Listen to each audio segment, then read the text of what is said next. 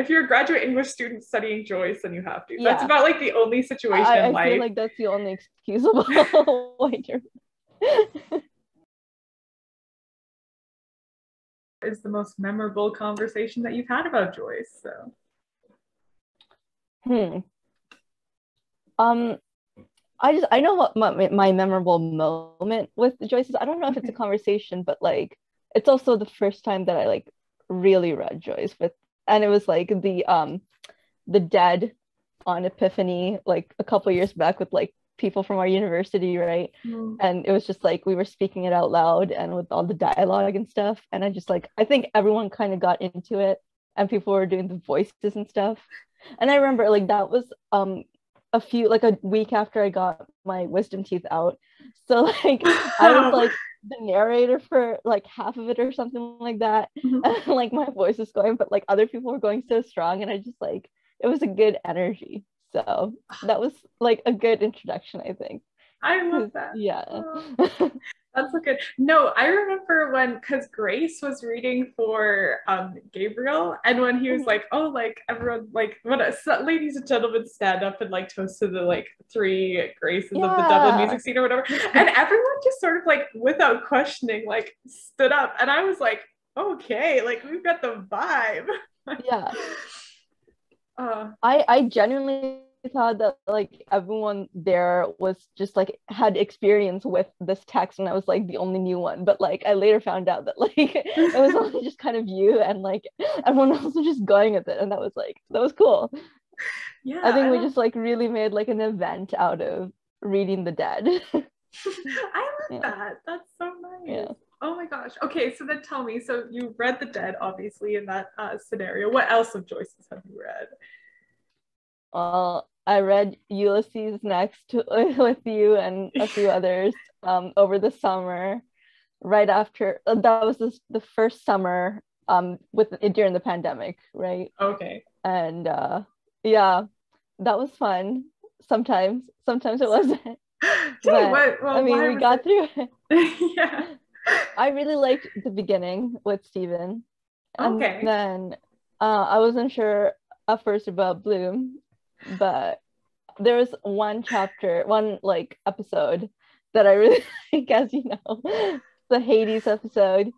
And then afterwards, I don't think it ever reached that peak for me, but it ended very nicely, like after I think Sirens.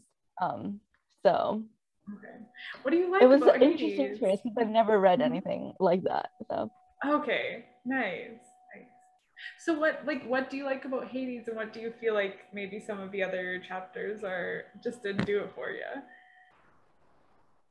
I think I mean just in my first reading and like also from what I remember, Hades was the weirdest for me, not because it had like any like bizarre structural things, but just because of like how everyone was acting at this funeral. Like it's not like no one cared about this person that died. They're like talking about their own stuff. And like Bloom adjusting the stranger's hat and just like talking over the grave, and like it seemed like something out of a dark sitcom, and I personally like that kind of humor, so I had fun reading that. Nice. I love that. And that's interesting. I feel like in quite a few of the conversations that I've had, people have been talking about like the humor of Ulysses, which I think is a thing that I don't know if as many people catch it, but I'm glad that it did it for you in its own way. So then how would you I mean, I don't think it's particularly like I think I don't think it's a text that you have to take seriously like a lot of the times, right? Like there's just bizarre moments going on and like the characters are sometimes just acting very strangely, so I don't know how else to take it but as humor. No, I love that. So then what would you say, so this one episode really stands out too, sort of like dark humor, and then the other ones aren't quite the same, so how would you like characterize Ulysses as a whole? Like what is it? What's its vibe? Oh. That's a great question. It's a loaded question. I don't know what it is. It's like a day in the life of Bloom, I guess. Like I don't know. it's just one guy going around doing stuff. So I love that. maybe it is just like something like a Seinfeld, but without all the like, haha stand-up jokes. It's like a story about nothing, maybe. I love that. No, I think that, and I Yeah. feel like with them being called episodes, they kind of connect overall, but I Yeah. think lots of people enjoy like, their favorite episode that has its own like sense. Mhm. Is there anything of Joyce's that you've like tried to read and then given up on, or anything that you definitely know you're never going to read? I haven't tried to read and given up on anything, but I do want to read Portrait of the Artist as a Young Man eventually. Like it's been on the list for a while and I don't know when I'll get to it. But I will, because Yeah. I want to know more about Stephen. But I don't think I'll ever try and do Finnegan's Wake. It just seems the whole concept doesn't it seems like too much work. Like I don't think it's something that I will personally like. So if I don't have to do it, I won't. That makes sense. I can't think of many occasions where you would like have to read Exactly. it. Yeah. Unless you're like, I don't know, like if you're a graduate English student studying Joyce, then you have to. That's about like the only situation in I life. feel like that's the only excusable way to. It's funny because I feel like we have the opposite experience where I read Portrait first Mm-hmm. and then like read Ulysses to get more Stephen, and then it was like nope, and I was like, oh. But yeah. Well, I wanted more Stephen in Ulysses because I loved okay. that like thread of Hamlet, because I love Hamlet. Like that's my favorite Shakespeare. So I'm like, hey, here's this guy who's the same. And then we didn't get that much. So I want to see like his angsty origin story. I love that.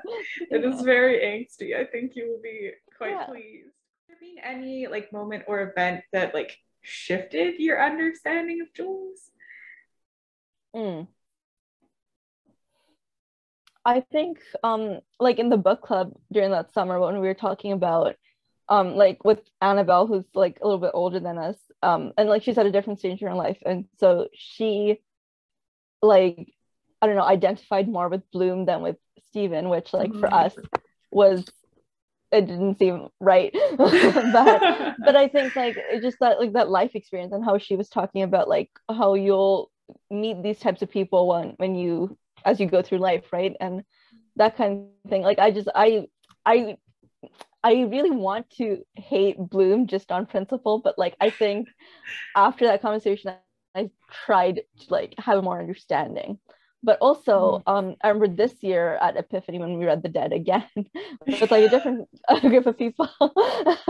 You talked about the ending of The Dead and how it turns more like metaphoric and like kind of like stream of consciousness type thing, and I really like that because I didn't catch it at all the first few times because I read it once by myself after we read The Dead. And even then I didn't catch it. I was just like, okay, cool, like that's the end. But it does get a little weirder and a little stranger and more experimental towards the end, and I really like that because I'm like, okay, so if you do, maybe I'll read like the three texts in publication order eventually, and like maybe I'll catch like the path that it goes down on, because I really like doing that with authors, just like reading in the publication order and seeing like how they develop over time. Like I've done it with like kind of like with Austen, and I'm doing that with Stephen King right now, and like that's just, it seems so cool to me. Like, and also like big fantasy series like Tolkien's writing changed drastically from like one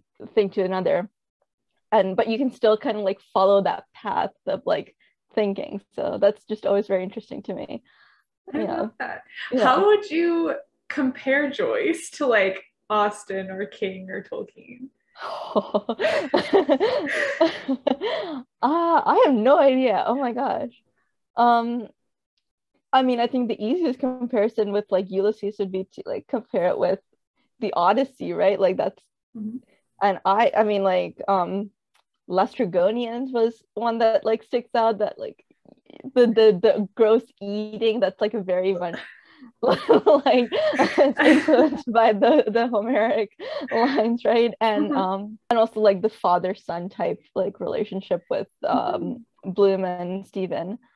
I don't know how like the authors that I know better. I don't know how I can like connect them.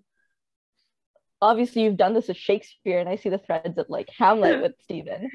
That's cool. Just yeah, like that like just internalization of stuff. I think that can count with Stephen King as well to an extent, because like he does characterization really well, where like you stay in the characters' heads and like you understand why they make the decisions that they do, or like to an extent, because like a lot of Stephen King's characters are just like psychopaths or just like messed up people that do horrible things. But like he writes in a way where you can like see where they began that train of thought, or like you can understand their backstory. And I don't know if I like quite understand Bloom in that way, but the threads of it is there. Like he doesn't have the greatest life, or like he doesn't have a connection with his daughter, his wife. He knows that he's being cheated on, but also he's doing some infidelity as well. We don't know how far that extent goes, but you know, like it is a toxic and like dysfunctional relationship in life that he has. So you can understand kind of like why he acts the way he does, why he speaks like that. So yeah, I love that. I like that characterization very much. So yeah. And so like Ulysses for you sort of, I don't want to say like driven by characters, that's putting your words into your mouth, but like the characters in Ulysses sort of stand out to you? Well, yeah, considering that there's very little plot. I think sure. so. I think it's you're just with these characters for the whole thing, right? Like you don't leave them really for other side plots all that much. Any other like Joyce themed or like centered around Joyce events that you've taken part of? Earlier this month, right, we went out to a bar right after the lockdown restrictions eased to celebrate the 100th publication of Ulysses. So that was great. I thought we were very much in the spirit for doing that. True. Yeah. We did that on Bloomsday last year too, right? We did. Yeah, we went out for a bar, and I think I had my first Guinness that day, and I didn't enjoy it, but that's okay. Yeah, I mean, that's as far as I know from what I've gained through osmosis by talking with you all these years. That's like kind of what Joyce did, right? Like he went out and got drunk and had a good time with his friends. So I think that's a cool way to show appreciation for this writer and his text. Yeah, I agree. Just roll with him. But I really do like the tradition of reading the dead. Like I think that's a great thing that you've initiated, and I've like taken part in it both times. Me too. I like to like, because we've done it twice so far, and I liked having a different character the second time, and sort of like seeing what stands out in the story when you're like reading for Gabriel versus like Molly Ivors or something. It's a very different story. Like what's important. Who is James Joyce? I only know about him because of every time I've talked to you, you've like said something about it. So I just know that he is arguably an Irish writer. Maybe he was born in Ireland, but he moved to Paris. So there you go. And he has a cool hat and nice glasses, but like combined, he always looks a little off or a little funny. But I think he rocks it well. Yeah, I don't know if anyone else could pull it off, but he's kind of trademarked that look. Oh, that's a good answer. He had an interesting relationship with his wife. Yeah, we unfortunately all have to know about now. I mean, yeah, he wrote down everything, which I think like is a mark of a good writer. So I think Yeah. he really, I mean, from like my library and information studies like side of things, like Mhm. when you like write down things, you do it with the intention of like preserving something, like your knowledge or your Okay. experience or something. So I think I have like a little sense that is not backed up by any evidence because I haven't read them, that he wanted to be like remembered in some way. Like that's why, in my mind, that's why you would Okay. like preserve your thoughts, right? Mm-hmm. And like not in a literary way, but just like your own thoughts about your own personal life. So Yeah. yeah. No, that's interesting. I love Yeah. that. I think sometimes there's like, and I felt it too, there's like a tension, especially with his letters, just because of how like explicit and personal they are. Yeah. Like, it kind of starts to feel like, oh, should we be reading this? But I don't know. I like that sort of thing of like, it's another way that he was like constructing himself on paper. Mm-hmm. And it probably wouldn't have been all right to like steal those from his desk and read them while he was alive. But like now that Yeah. he's dead, it's just like a part of this archive that we have Right. of trying to figure out. I like that. For a lot of it, I've just read Joyce with other people.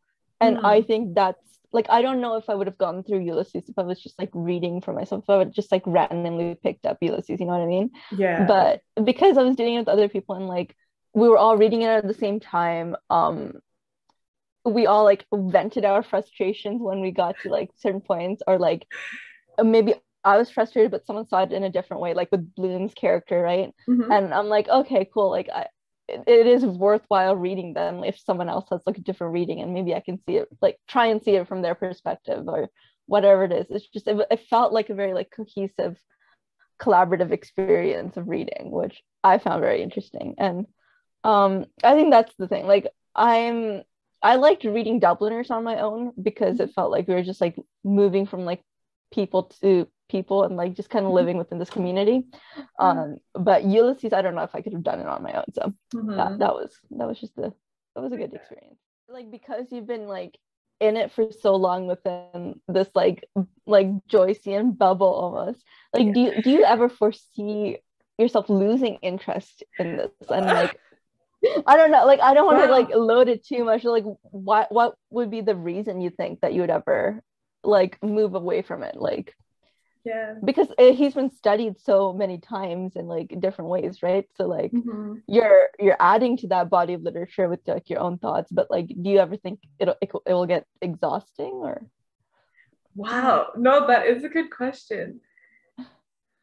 I feel like if I were to move away from it, there would be, I think the biggest reason would be, and I've already gotten like a little bit of like flack on this. Like, I think like joking flack, but like Mhm. genuine sort of like, like questioning from people in my cohort of like, why you're still studying this like dead white guy sort of vibe. And so I think if I were ever to like step completely away from Joyce, it would be like for that purpose because I realized like, you know what, okay, you can study this guy for 100 years, like let's move on, there's other people that we have to listen to, like we can't just.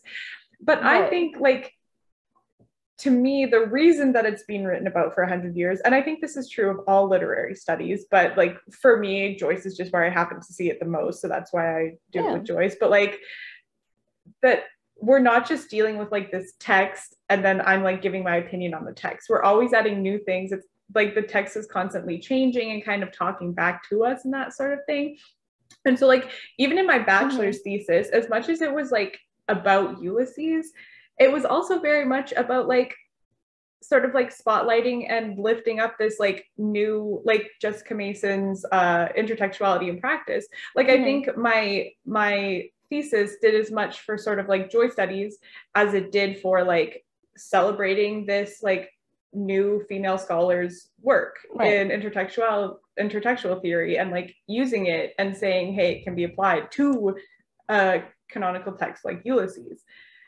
So I think while I'm like already kind of like seeing the dangers and like the places where I might eventually like, or where I would maybe like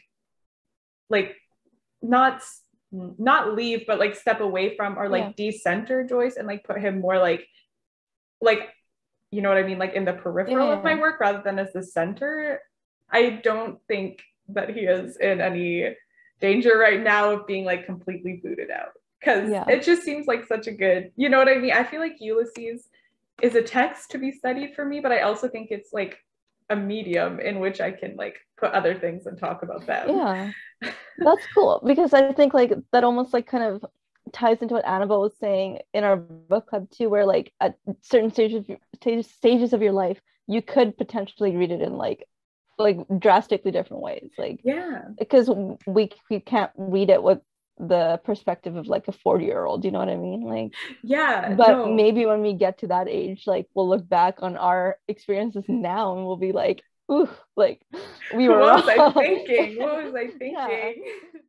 I think the first time that I realized that I really wanted to study Joyce is when I realized that The Dead was written when he was 25. Because Okay. I just like, I don't understand how he had, Yeah. like, and I feel like, I mean, obviously we haven't been sort of like I think Gabriel and Greta, I always picture them sort of like late 30s, early 40s. Mm-hmm. And like, I'm not, like, we're not at that stage in our life. I can't tell for sure if he actually got it like accurate. We'll see. We'll check Yeah. in 20 years.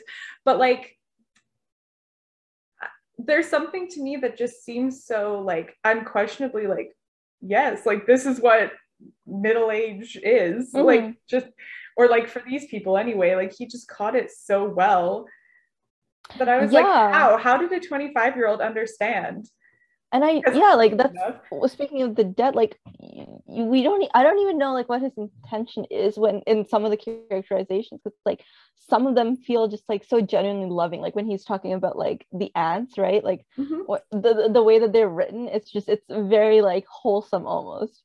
But then like Yeah. Molly Ivers, like I don't know how he intended her character to be read, you know what I mean? Like because Mm-hmm. I feel like we love her, and Yes. we're like, yes, great, but I don't know if she was meant to be like perceived that way necessarily, but I think that's also Mm-hmm. like a different perspective that he's putting into the story that just like enriches it even more.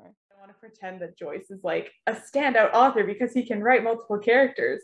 But I think the way that he writes them all in such a way that like, as much as you know what I mean? Like I do not like the type of like anti-Semitic nationalism that the Citizen stands for. So I read it in this Mm-hmm. very like repugnant way. But I feel like Joyce wrote it in this way where like it gives room for people like me. But I think also if like the Citizen read that, you know, if that was like a real Right. person, I think that Joyce wrote it in a way that leaves room to like agree with that character. Mm-hmm. I don't That's true. know. Like you can kind of identify yourself in a lot of characters and like Mm-hmm. completely disagree with others, right? Yeah, that is cool. It's like, I mean, in that way, kind of it like makes sense why some parts of Ulysses are just like a stage play. Like it's like this like Yeah. large cast that's kind of just like getting together. No, I Like love the that. Joyce like theatrical universe. I don't know if I should just start saying, hey, like novels are theatrical, or if I really need to start questioning like if Ulysses is a novel, because like I totally agree that that theatricality is just like Mm-hmm. such a main part Right. of it, but like everything's an act, but it's just like more obviously, or like the narrator is pointing you to the fact that it's an act in Circe. Yeah, I feel like we've had this discussion before, but like how do you even like classify a novel? Like what is it? It's some parts of Ulysses are like musical notes. Yeah, So exactly. Yeah. Jeez Louise. Yeah, and is that a part of the novel? I Mhm. don't know, but I guess why not? Yeah. Jeez. I've recently, I don't know if you have thoughts about this. It's okay if you don't, but I've recently been toying with like defining Ulysses as an encyclopedic novel. And I know just because like we've also read things like Infinite Jest. Um, how do Mhm. you feel, or like, do you have any thoughts about like the encyclopedic novel as this sort of like sub genre? Like I mean, Infinite Jest, like the footnotes kind of like talk to the reader while the text is about the plot and the characters. So, like, is there a connection like that with Ulysses? Like, I guess like with the stage directions, right? In Mm-hmm. the Sirens episode, right? Like Circe that's is. kind of like talking to the Yeah, Cersei, sorry. No, that's Yeah. I think it could make sense. Like, that's modernism, and then Infinite Jest is like kind of like postmodernism, right? So the thread of like not really needing like a traditional narrative, or things just like happening in bizarre moments. Like this kind of elements are there, I think, in yeah. Infinite Jest. But I don't know what stands out to me about like the footnotes and like what makes it an encyclopedic novel in Infinite Jest is just like being talked to by the footnotes, or like having Okay. these like backstories and stuff about characters that like don't really have a I don't know, like a plot or like much gravitas in the novel, in the narrative itself, I guess. So Yeah. yeah. Okay. No, I like that But definition. but I I mean, feel I've only read those two, so I don't know how to actually like describe an encyclopedic novel either. So no, I feel like I don't know. That's a better. I feel like I've only read like one other like book that I've heard described as an encyclopedic novel, and I could not come up with that useful of a definition. So I think it's fine if we roll with Ugh. that. I don't know. There's another one called House of Leaves that I have Oh, on my shelf that's also like it's like a horror novel, but like it's also there's like other elements in there. okay. Maybe There's then like I'll. there's websites like in the text that you can What? like follow, and there's like different like images that's referencing other things. Like I don't know. Oh my gosh, that might be the next one for the book. It's very like postmodern experimental. Yeah. Yeah. The most memorable thing for you about this conversation, whether it be that it was just like really tedious and annoying, or some new No. random thing you know about Joyce now. mm, I liked that you got me thinking about like connections between authors that I know well, like Austen and King, with Okay. Joyce that like I'm still struggling to wrap my head around. So the characterization thing that I know as a reader, that's like something that I love. Like I love books that have very strong characters that you get to like live inside their heads. So I didn't really like, maybe I did see it when I was reading it and I forgot, but like now I'm remembering again. But like I liked that, I really like that element in Joyce's characters where you just like stay with them and you know their thought processes.